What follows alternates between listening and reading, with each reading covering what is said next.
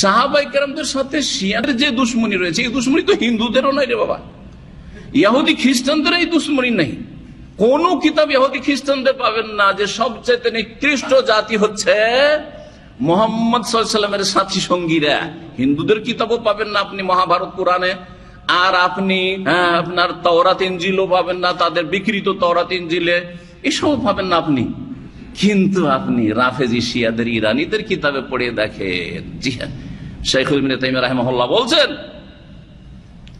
যে ইহুদিদেরকে জিজ্ঞাসা করা হয়েছিল যে সবচাইতে ভালো মানুষ কারা, তখন তারা বলেছে আসহাব মুসা, মুসার সাথী সঙ্গী সহচরগণ সবচাইতে ভালো মানুষ মুসার পরে।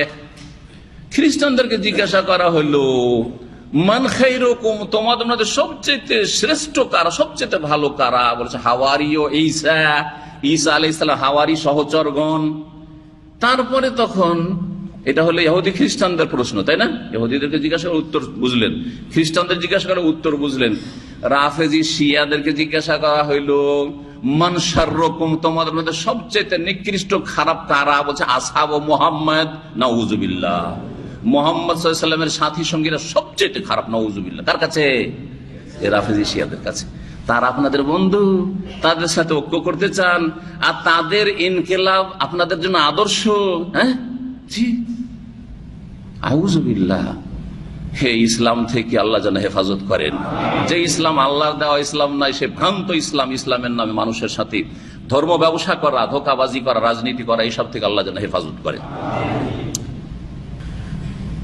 10 নম্বর অধ্যায় ইমাম বুখারী রাহিমাহুল্লাহ বলছেন বাবুন হাযা বাবুন, এই অধ্যায় হচ্ছে আলামাতুল ঈমান হুব্বুল আনসার, ঈমানের লক্ষণ হচ্ছে আনসারীদেরকে ভালোবাসা। ঈমানের লক্ষণ হচ্ছে আনসারীদেরকে ভালোবাসা। সুতরাং আনসারীদেরকে যারা ভালোবাসে তাদের মধ্যে ঈমানের লক্ষণ আছে, আর যারা আনসারীদেরকে ভালোবাসে না তার মধ্যে ঈমানের লক্ষণ নেই। যখন ঈমানের লক্ষণ নেই তো মুনাফিকের লক্ষণ আছে, যদি ঘৃণা করে, দুশ্মনী রাখে। হ্যাঁ, আর আনসারীরা হচ্ছে রাসূলুল্লাহ সাল্লাল্লাহু আলাইহি ওয়াসাল্লামের অধিকাংশ সাহাবায়ে কেরাম, অধিকাংশ সাহাবায়ে কেরাম হচ্ছেন আনসারী। তাহলে আনসারীদের যারা সাহাবায়ে কেরামদেরকে গালমন্দ করে রাফেজি শিয়ারা, যারা সাহাবায়ে কেরামদেরকে বলে যে তারা কাফের হয়ে গেছিল 5 জন ছাড়া, এটা হচ্ছে আকীদা, 5 জন সাহাবী ছাড়া নাকি সবাই, নাকি 1,24,000 বেশি সাহাবী সব নাকি কাফের মুরতাদ হয়ে গেছে, নাউযুবিল্লাহ। এ হচ্ছে শিয়া ধর্ম, যাদের সাথে ঐক্যের ডাক দিচ্ছে আজকালকার বড় বড় দেশীয় হুজুরেরা। কথা বুঝতে পারছেন না? জি হ্যাঁ, এসব হুজুরকে আল্লাহ হাজির করবেন হাসরের মাঠে, এসব হুজুরকে আল্লাহর উপরে হাসরের মাঠে হাজির করবেন। যে বুঝা হইছে যে আল্লাহর দুশমন আল্লাহর দোস্ত কি করে সমান হয়, সাহাবায়ে কেরামদের দোস্ত আর সাহাবায়ে কেরামদের দুশমন সমান কি করে হয়ে যায়, আর তাদের সাথে ঐক্য কি করে হইতে পারে, কিসের ভিত্তিতে ঐক্যটা হয়েছিল? বলছেন আনাস রাদিয়াল্লাহু তাআলা আনহু যে নবী সাল্লাল্লাহু আলাইহি ওয়াসাল্লাম বলেছেন আয়াতুল ঈমান হুব্বুল আনসার, ঈমানের নিদর্শন হচ্ছে আনসারীদের ভালোবাসা। ও আয়াতুন নিফাকি, আর কপটতা মুনাফিকের লক্ষণ হচ্ছে বুগদুল আনসার, আনসারীদের দুশমনী, আনসারীদের সাথে বিদ্বেষ রাখা। জি হ্যাঁ, এই হাদিস আজকাল ফিট হচ্ছে একেবারে রাফেজি শিয়াদের, ঠিক না? জি। আর ওই সব লোকদের যারা শিয়া ঘেঁষা লোক, সাহাবায়ে কেরামদের সমালোচনা করতে দ্বিধা করে না, সাহাবায়ে কেরামদের ভুল ধরতে দ্বিধা করে না, সাহাবায়ে কেরামদের যুগে যে আপোষে কিছু বিষয়ে মতবিরোধ হয়েছিল সেই বিষয়ে মন্তব্য করতে থাকে, জবান লম্বা করতে থাকে, এরা বিদ্বেষ সৃষ্টি করে। এদের কিতাবাদি যদি পড়া যায় তো বিদ্বেষ নিয়ে বেরোবেন, আল্লাহ হেফাজত করে এদের কিতাব থেকে। খেলাফত ও মুলুকিয়াত মাওলানা মওদুদের যে কিতাবটি আছে সেই কিতাব আল্লাহ হেফাজত করে এই কিতাব থেকে। সৌদি আরবের বড় বড় ওলামারা শাইখ ইবনে বাজ রাহিমাহুল্লাহ বলেছেন এই কিতাবগুলিকে পুড়িয়ে দেওয়া ফরজ।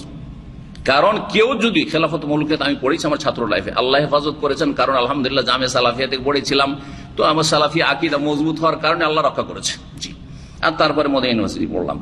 তো কথা হচ্ছে যে এই কিতাব যখন পড়ি তখন ভিতরে এমন একটা প্রতিক্রিয়া যেন এইসব মানুষ যে রুহানিয়াতের জগতে এদেরকে এত ভালো মানুষ, এত আল্লাহওয়ালা মানুষ, এত পরেজগার মানুষ, এরা জানমাল সবকিছুর কোরবানি করেছে, এই যে একটা ঈমান বা বিশ্বাস সাহাবায়ে কেরামদের সম্পর্কে শ্রদ্ধা, সেটা আপনার একেবারে কি হয়ে যাবে, চুরমার হয়ে যাবে, আউযুবিল্লাহ।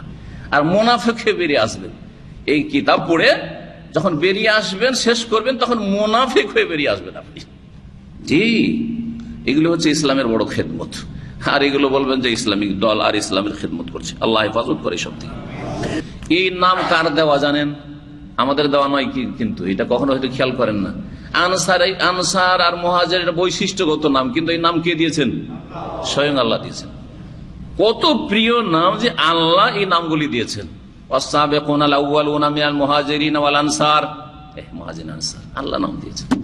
রাদিয়াল্লাহু আনহুম ওয়া রাদু আনহু, আল্লাহ রাজি হয়ে গেছেন ওদের ওপর, আর ওরাও আল্লাহর কাছে এত নিয়ামত পেয়েছে যে তা রাজি হয়ে গেছে।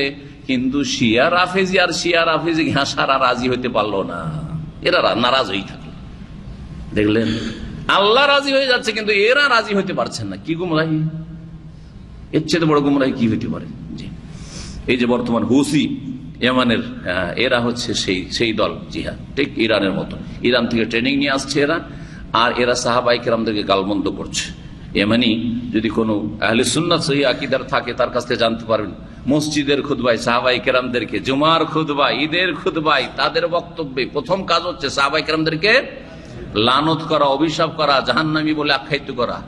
এই হচ্ছে তাদের ইসলাম। জি,